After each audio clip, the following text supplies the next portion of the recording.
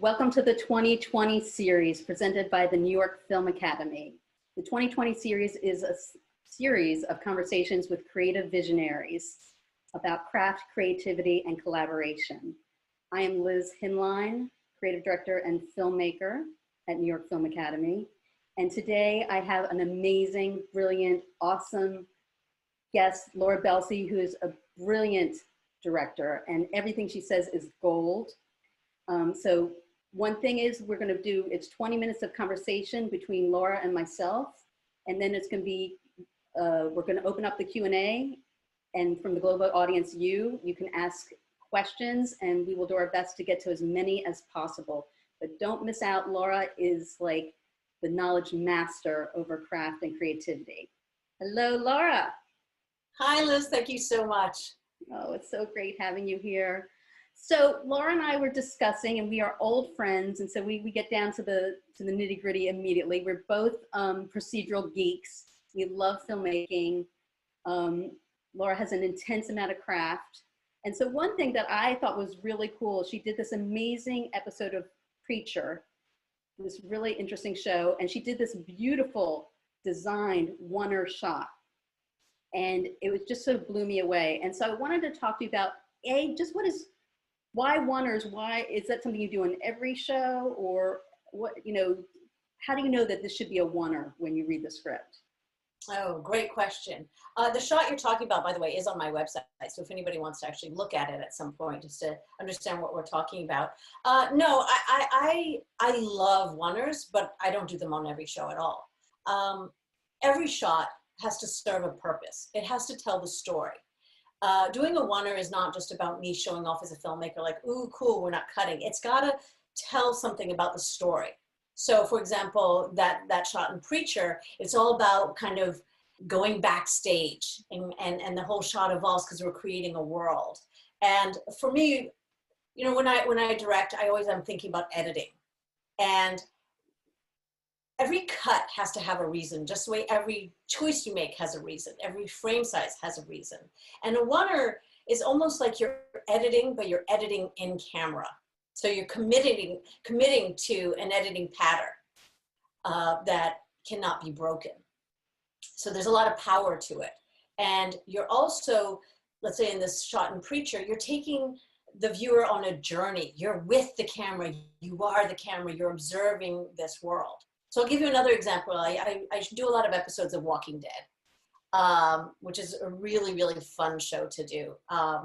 And one of my first, one episode that I did, in episode 915, the calm before, also had a huge one-er. And it wasn't just, again, a one-er for the sake of one-er. It was to tell a story because it was about the fair, all the communities coming together. It was about unity, community, connection. And I didn't want to cut in there because this shot that started high on a crane, the crane came down, the Steadicam operator stepped off the crane, we wove through all these different people of the different communities, little pieces of dialogue, everything. It was all there to tell the story, like this is everything coming together, this is everybody coming together before there's any rupture. And then the first cut was a moment that really gives that moment emphasis. So Totally. it takes it out. Yeah, no, it gives it the excitement, the and the punch. Yes. So tell me, so when you read it in the script, or is it like, okay, we're here at the fair? Is it really simple, and then you have to just design it intricately from that, or is there like descriptions? We see this, we see that. Like, how do you even start designing a one-er? That's a great question. It just kind of happens organically. In television, we have to work so fast. You have 7 days to prep an episode. So you don't have time to mull over things for a long time. You have to commit to things day one. Because for example, in that Walking Dead episode, that one-er, I got the script my first day of prep, even though you're supposed to get it the night before, but that's okay. And I read it, and I read that scene, and my instinct was just right away, oh, this is about connection. I had not even seen the location yet, but I thought, this would be a really interesting moment to do a one-er, because then it'll just introduce all the characters at the top of the show. So on the way to visit the location, I mentioned to the DP, I said, I don't know yet, we have to see it, but let's maybe do a one-er here. So that was just day one of prep within the first hour of my reading the script. Because it takes a lot of preparation. And same thing on Preacher, pretty early on as you're reading the script, it's just a gut feeling of like, you know, I think, as I said before, editorially a lot. I think for me, what I love in particular is like, I love metaphor and I love music. It's about rhythm. So, you know, and then cut. So it's just like, when I'm reading a script, I'm kind of feeling the intrinsic music, the intrinsic rhythm of the script. So it's just a gut feeling. No, it sounds, and I love the way you describe directing. It's like jazz. It's like playing jazz, you know, Yeah. unexpected, syncopated, not syncopated. And you were saying, so you were telling me about this great tool that you've been using with Artemis and how that sort of really has gotten, you know, you to communicate with the crew and communicate your ideas clearly. You want to talk about before Artemis and after Artemis?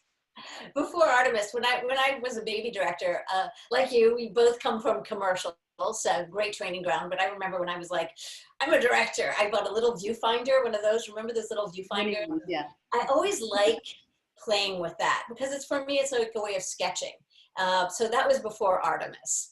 And then there was always this, you know. Artemis is awesome because you know, you get the camera in there, you get the lenses. This is my tool. So if I go here and go to Artemis, and then I'm like, you know, from the day one, again, I can just start designing the shot, and I see it, I watch it, and then we push in here. Oops, yeah, and I can start designing it right there with my iPad, where also my script is, and I can take pictures and still pictures and import those into the script and share those with everybody. And then as we're designing the oneer, you know, we rehearse it. So it's like, okay, you know, it's always fun because I love the collaborative nature of what we do. And, you know, you get the AD and the DP and everybody involved, and everybody acts out the parts, because it's like, okay, now you're going to cross here. That brings us to this person who brings us here. That brings us over here. And you just practice the move, and you're like, oh, the stairs are cool. So we need somebody bringing the camera there, and then we come down, and then there's a moment there, we need a saxophone player, and it's just it's like creating a little ballet. Yeah. It's super fun. It's super elegant. And if you found shows with the oneers, have they been part of the vocabulary, the visual vocabulary of those shows, or was this like an idea out of the blue they've never even tried?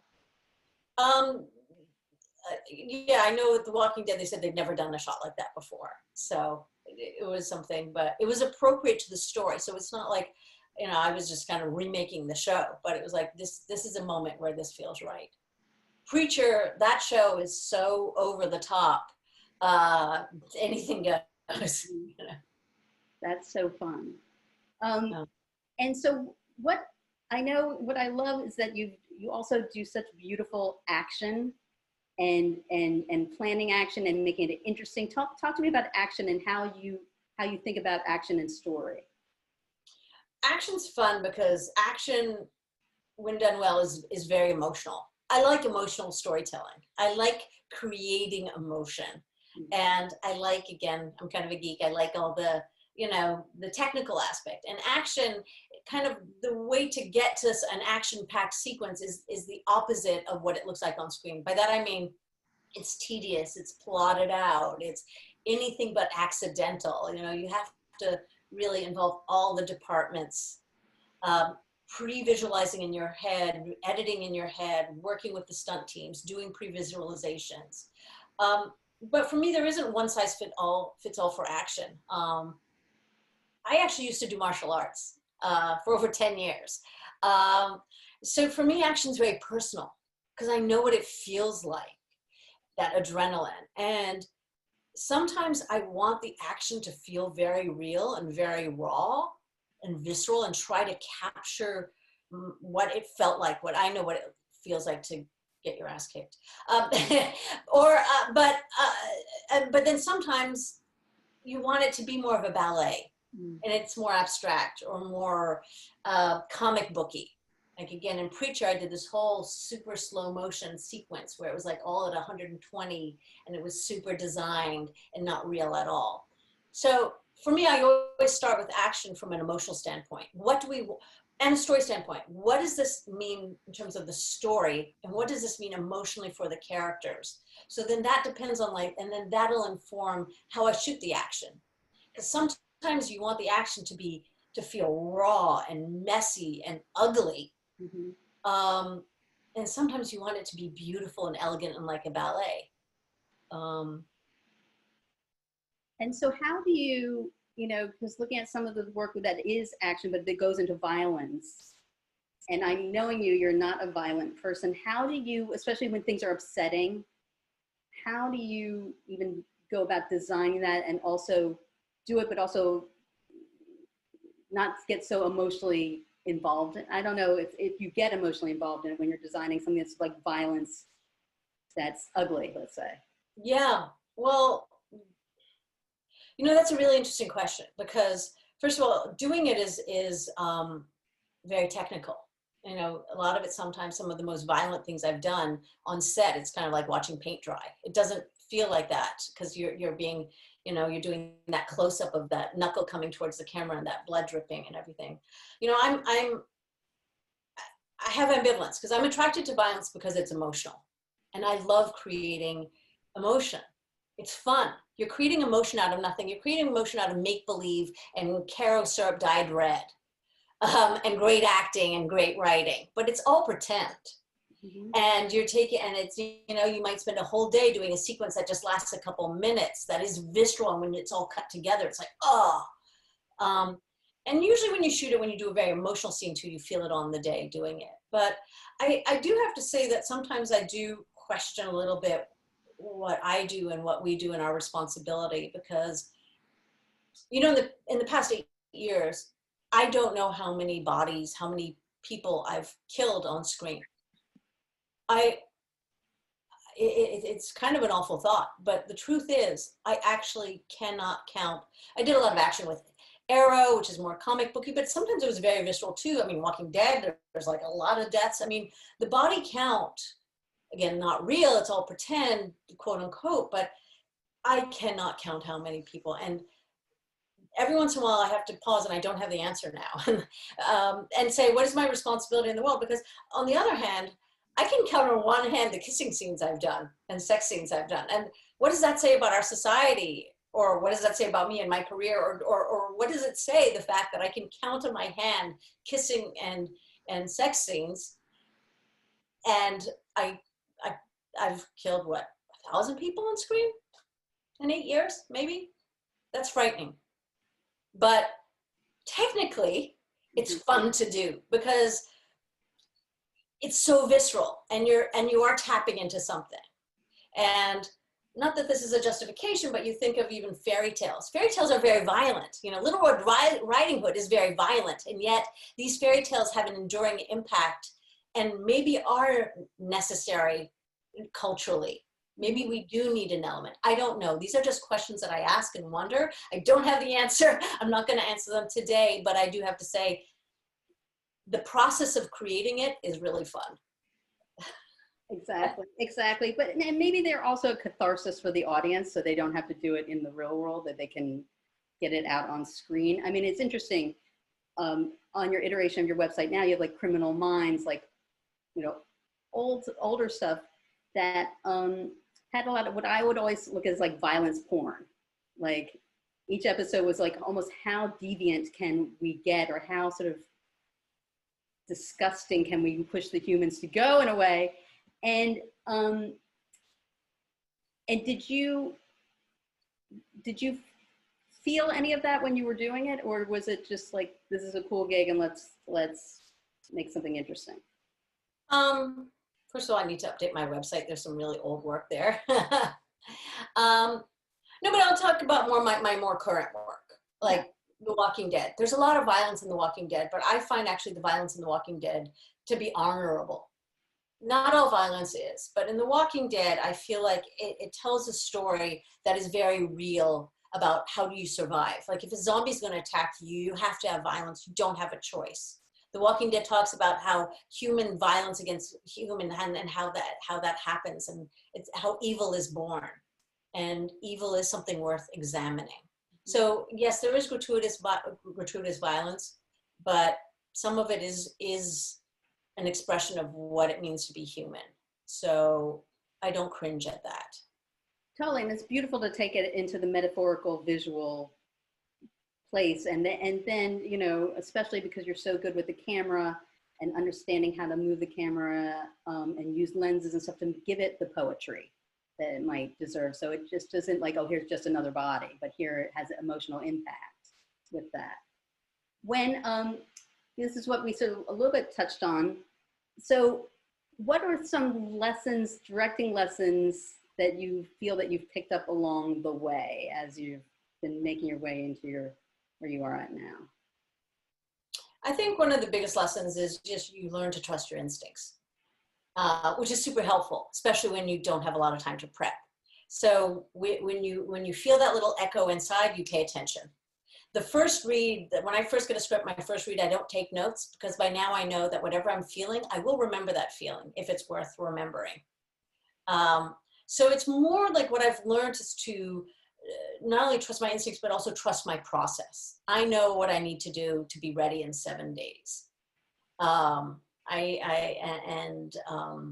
know, I shot list, and I know that it takes me a lot of time to shot list, because that's my private, quiet time to kind of meander and go, what if this, what if that, which is the opposite of what happens on set, because by the time I get to set, there's no what if, except for an actor has a what if, but I have to be really clear on what my goals are at that point.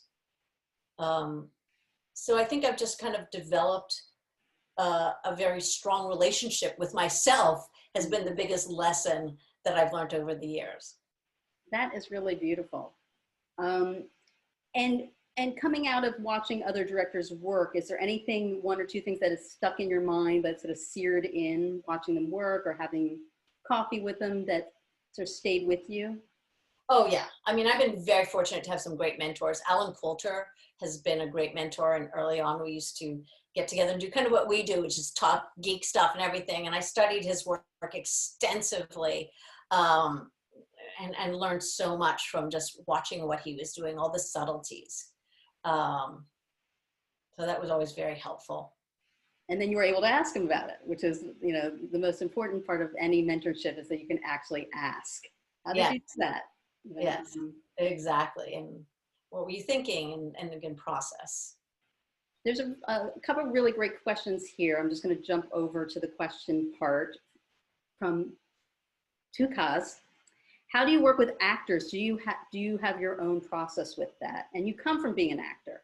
Yes, when I was a teenager, I was an actor. So I have a lot of empathy for actors. It's an incredible, it's a gift they have. I think they're kind of magical creatures, honestly, because they are their instrument, and they're so vulnerable, and what they have to do is so delicate. So the first job, I think, of a director is to create an atmosphere where an actor is connected to their instincts, where they feel safe, so that they can go maybe a little too far and then come back if they need to. Every actor is different though. Mm-hmm. So I tailor the way I work with actors to the actors, and a lot of it is just instinct. And what are you doing to help them feel safe and free? I listen. Actors have great instinct, and if they're bumping on something, I have to pay attention to that, because I trust my actors deeply. Their instinct is their most valuable tool. And if I quash it like, yeah, just do what I say, I'm crushing them. So, you know, I am very visual and have ideas for shots, but I will never make an actor do something because it suits my shot, unless it makes sense from their standpoint, from a character standpoint. Because if they feel awkward, that's their cue that this is bad acting, and none of us want that. Mm-hmm. And so if you have like actors that are obviously coming from different schools or different trainings, and some are like good to go on the first take and some are good to go on the third take or fourth take, how do you condense that or make that work for you? Well, there isn't a huge gap between first and third or fourth take. Mm-hmm. So I usually don't like doing a lot of takes, because again, it's television, you don't have a lot of time. And I'm a big believer that if you don't belabor something, you'll get the best results. Like if I have it, I'll do one take, I do another take. If it's great, moving on. And sometimes actors are like, oh, can I have another? Of course you can have another. Mhm. But I feel like once people know that you're not gonna be dilly-dallying, then they show up right away, give you their best. Same with the crew. It's like, we're not gonna do this in 7 takes. So everybody comes with their A game. And if you have to do 7 takes, you do 7 takes. And in television, a series regular, somebody who does it a lot, they don't need that many. A guest actor, I might want to play a little bit because we're still finding the character, and you know what, let's play it a little bit this way so that we have choices in the editing, like where this goes and everything. So I might shape a guest actor and work with a guest actor very differently than I would work with somebody who's been on a series for several years. What I love about Laura's audience is that she loves every single part of filmmaking. She loves the actor, she loves the technical, she likes the storyboarding, she likes it all. And it's just such a joy to, you know, have her as a friend and talk about shop with her, basically. I got a question for you from Anna. How as a director do you communicate with a screenwriter to make sure you both respect their vision, but also it is your own?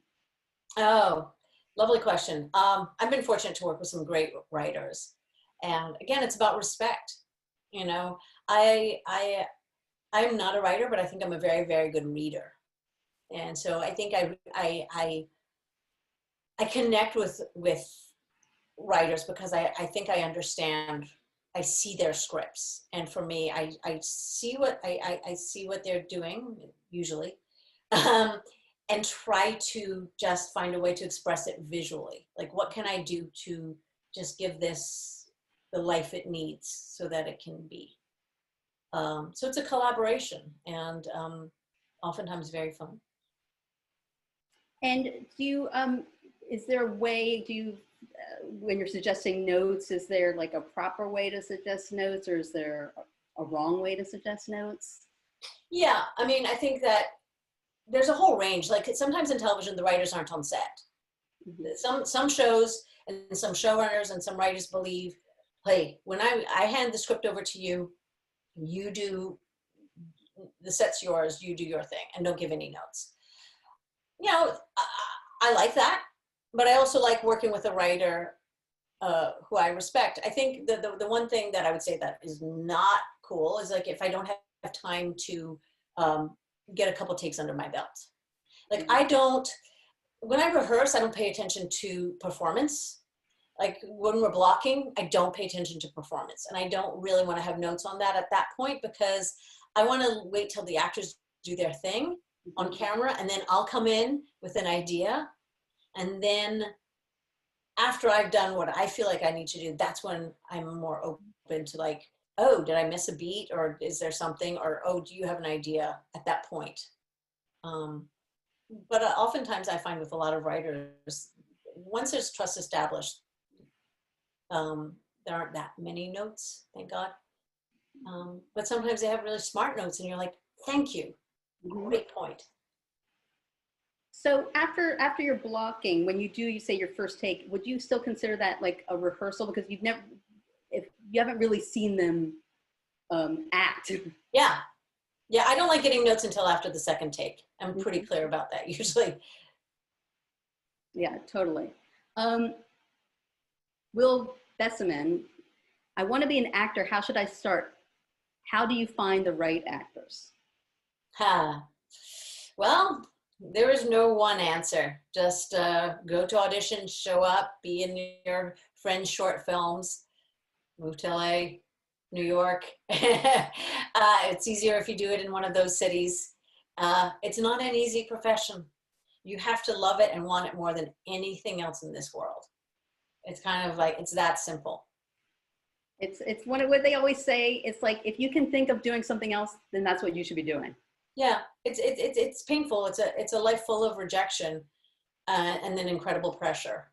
But it's also a beautiful life. If that's the life you want to have, then by all means, do anything you can to have that life. Veronica asks a question that we've talked about lots with lots of people. Do you have to work harder for being a woman director? And I would say now, you know, a director that's not represented? Do you have to work harder? I guess is the question for that. I don't think I would work any less hard if I was anything but myself. I mean, I like the work. The hard work is the fun part. So is that a woman thing, a man thing? No, it's just who I am, you know. I show up. It took me a long time to break into television. And I like Liz, was a commercial director, and I spent many years trying to break into television. So when I finally got my chance, I wasn't going to mess it up, and I worked really hard and continue to work that hard because I enjoy it.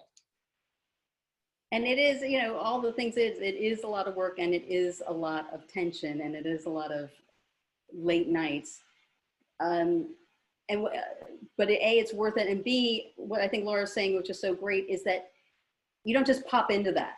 There's so many years of preparing, whether shadowing other directors or reading scripts or even, you know, directing other, you know, commercials, music videos, brand films, features, to get one ready so that they can, you know, get into the business of the TV as well.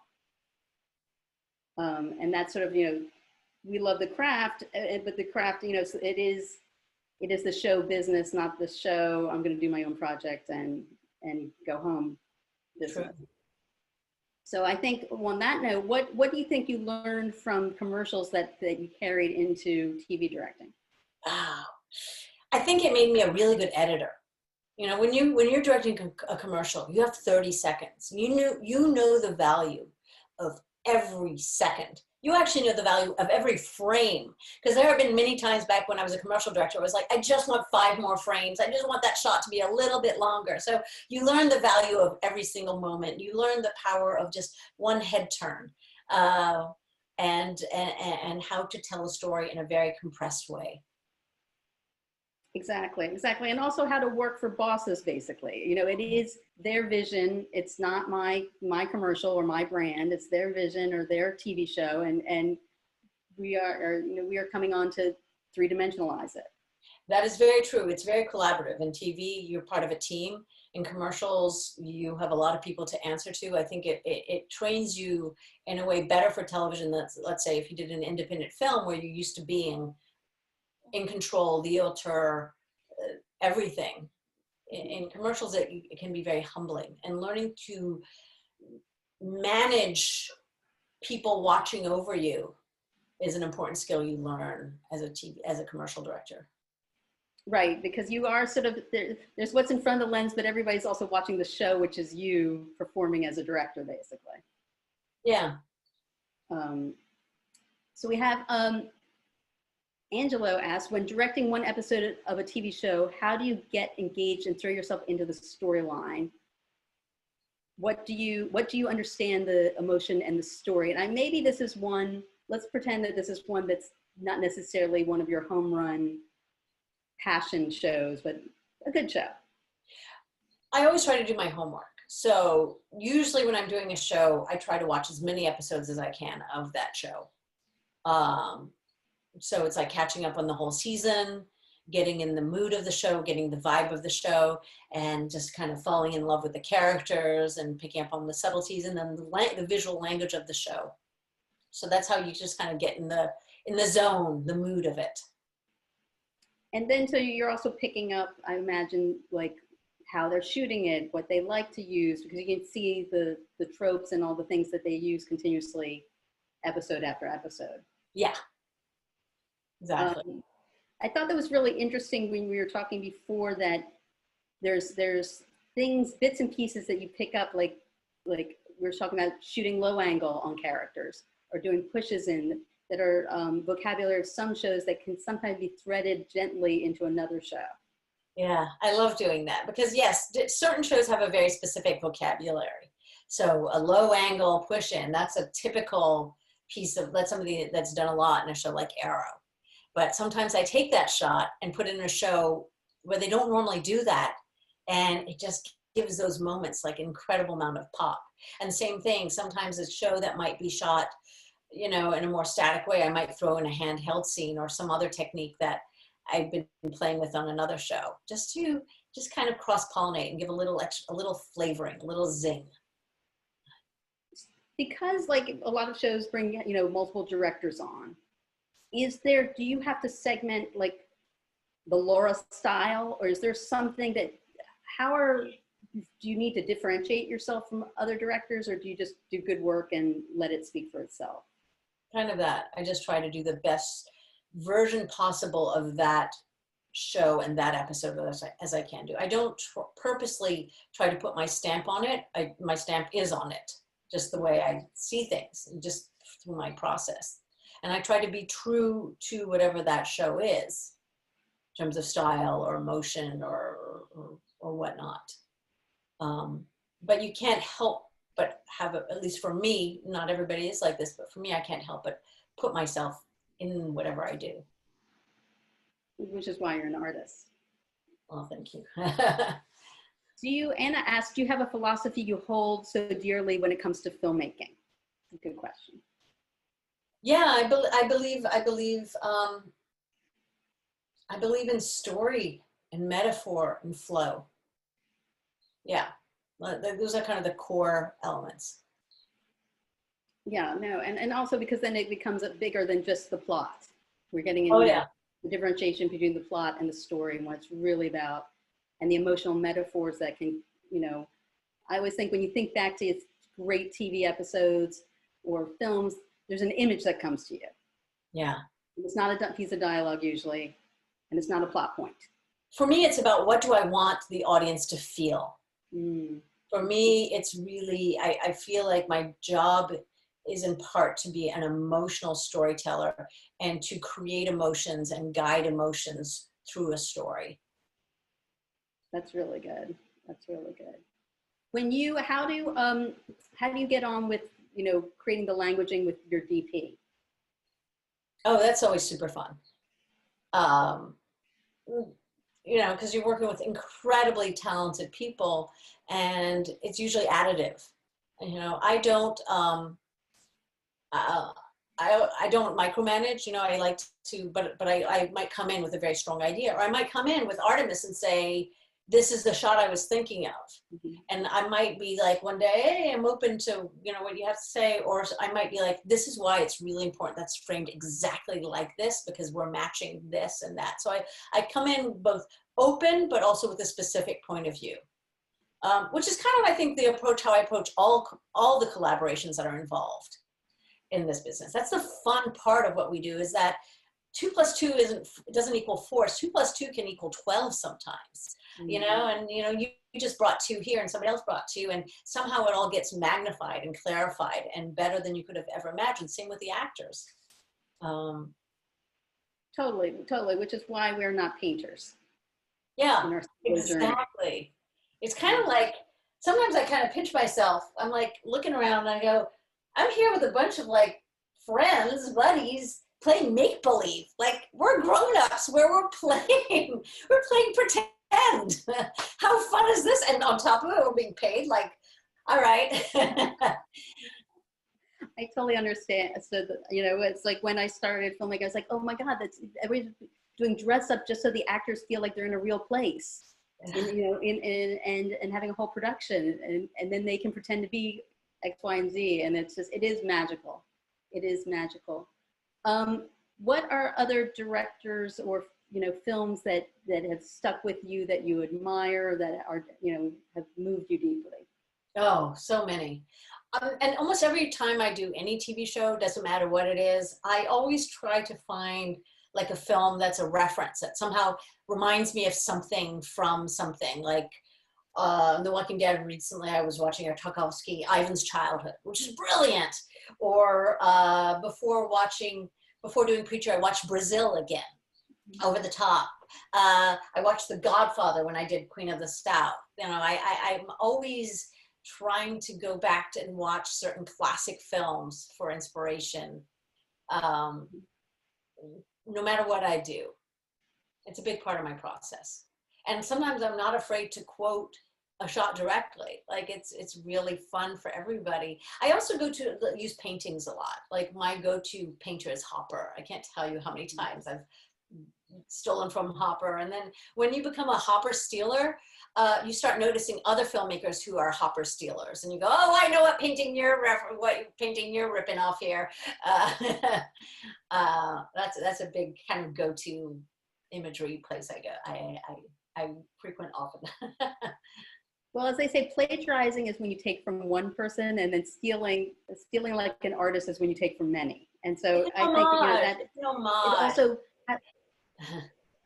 yeah. having all those visual references and seeing a lot of stuff and reading stuff and looking at painting and art is sort of like part of the going to the gym of filmmaking. Oh, absolutely. Oh, and recently, my last project that I was doing in Australia, In the Mood for Love. Like, I was obsessed with In the Mood for Love for this. But as you can see from all my references, some shows you're watching In the Mood for Love, some shows you're watching Brazil. And that's what I absolutely adore about television, is that we can bop around all these different styles and moods, all within a couple, a month here, a month there, and totally different story. It's a very sexy gig. Very sexy. Mason asks, what is one of the hardest challenges you face when you are directing? Time. You're on a clock.